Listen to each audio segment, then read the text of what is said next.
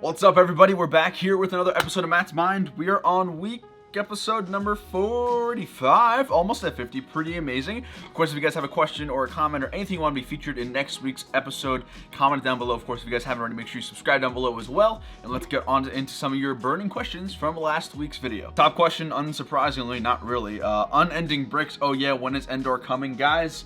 It's coming. In fact, behind you right now, there are probably about 7 or 8 packages of AT-AT parts.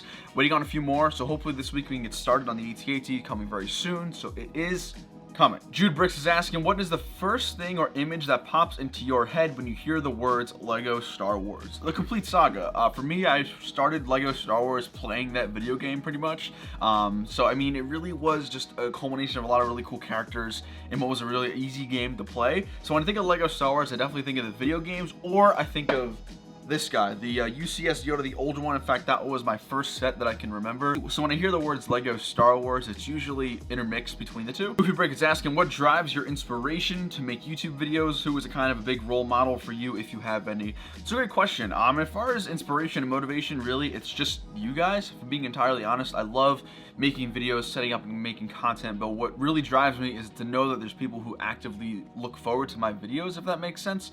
So having an audience that really likes to watch your videos is definitely the biggest motivation for me. As far as role models, I honestly can't pinpoint any one particular role model that I aspire to be like. In fact, something I like to go on with life is whenever I see or hear of another bigger YouTuber or an athlete or anyone in life, I like to try and pick one thing from that person and apply it to what I do in my own life. One successful aspect or characteristic of that person, and then I try to apply that into my life. So I like to try to gather a whole bunch of role models, if that makes sense. I really can't name any off the top of my head. I'm sure I could if I had more time, but generally it's not one person, it's a multitude of people who are successful, and I sort of take it and sort of acknowledge what they do right and try to apply that to me, if that makes sense. Ramen noodles or spaghetti?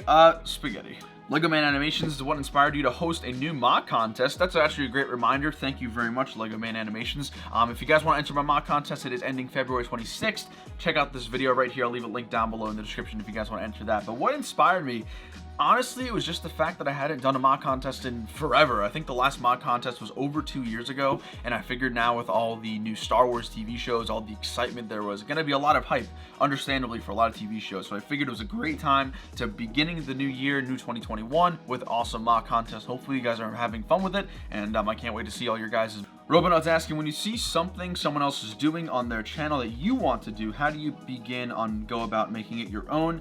That's a great question. I mean, I think a lot of the community is sort of bouncing ideas off of each other. We'll see something from a channel, try to make it our own, as if you just said. What I like to do is I try to identify one thing that from that piece of content I felt was missing. So whether it's an idea, a contest, a competition, or any video, I like to try to identify one part of the video I just watched or the post that I just watched and sort of give my own twist on it. Now, honestly, there's nothing wrong with just doing what other people are doing. I think if you're gonna really have a good time doing something that someone else has done in the past, I don't think it's wrong to just do it again if you're gonna have fun with it. But if you are looking to improve yourself, I would definitely suggest trying to find something about that topic that you don't like, or that you thought could have been differently or could have been better, and you sort of redirect your approach to that, if that makes sense. Brody's asking, do you think we'll get a separatist cruiser like the one from Clone Wars? I gotta say, probably not. I think we're heading into the Bad Batch, Acolyte, Old Republic, High Republic, you know, all these other crazy Star Wars TV shows that we will be getting to in the next couple of years. I will say there's maybe a small percentage of a chance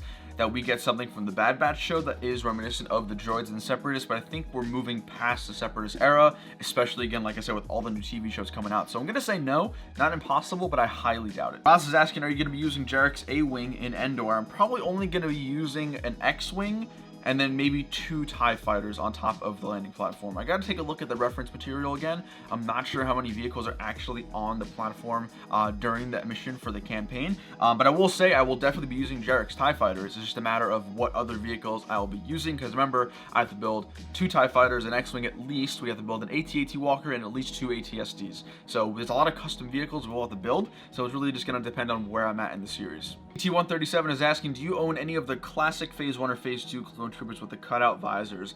Absolutely not. I do not like those clones at all. I understand that they were like a first wave of Lego Star Wars clones, so I understand there's a process, you know, there's a incline, if you will, about like quality and design. I do not like them at all. In fact, the Phase 2 open visors I despise with a passion. I think they're just ugly.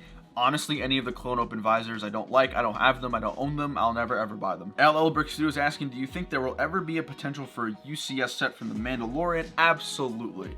I don't know what options we have just yet. I mean, we just got the Razor Crest. I feel like we need to watch a few more seasons to try to get a gauge of what other vehicles are going to be introducing, but I don't see why they wouldn't make a UCS set from The Mandalorian. I mean, arguably, it's the most popular piece of Star Wars content, at least right now, so I really don't see why they wouldn't do that. I think there's a lot of good options they could pursue.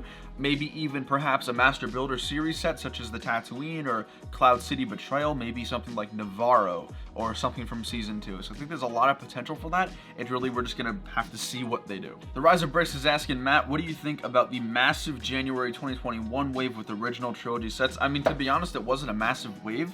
We got 4 sets, 3 of which were original trilogy. It was the X-Wing, the TIE Fighter, the Microfighter, and then the Trouble on Tatooine. It's really only 3 of them.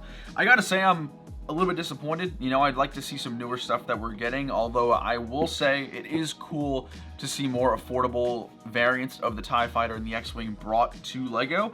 I know they've been actually really popular, which is great, I think, for a lot of kids who don't have that much money, because if you'd rather, you know, it costs $90 to get the Poe Dameron X-Wing, but it also costs $90 to get the X-Wing from Luke Skywalker and the TIE Fighter. So I don't personally like the decision, but I do see its merit and I do see its productiveness and effectiveness, so I do sort of understand where LEGO's coming from. I personally hope that we just kind of move past the Skywalker saga and sort of focus on some new TV shows. MB Mox is asking, what is the biggest LEGO mistake of your LEGO life? That is a great question to end off today's episode. Biggest mistake I ever made was selling my Ninjago City. I think I sold it for barely $350, and I really regret it now. I really wish I didn't go. If I can go back in time and stop myself, I absolutely would, but I'd probably say that's the biggest LEGO mistake of my life. But yeah, that brings an end to today's video. Hope you guys enjoyed. Of course, if you have a comment or question you want to be featured in next week's episode, drop it down below. Make sure you guys subscribe and drop a like if you enjoyed today's video, and I'll see you guys later. Take it easy. Peace.